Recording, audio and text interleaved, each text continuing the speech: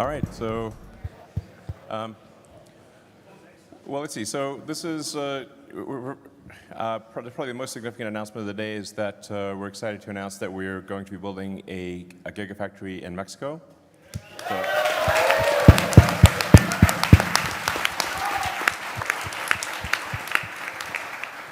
So yeah, and we'll have obviously a grand opening and groundbreaking and whatnot. But we're excited to announce that the next Tesla Gigafactory will be in Mexico near Monterrey. So super excited about it.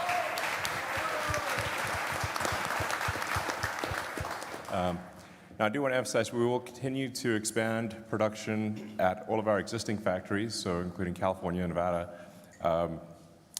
here in Texas, obviously, and Berlin, Shanghai. So we intend to increase production at all factories, so the Giga Mexico would be supplemental to the output of all the other factories. So this is not, to be clear, moving output from anywhere to anywhere. It is simply about expanding total global output.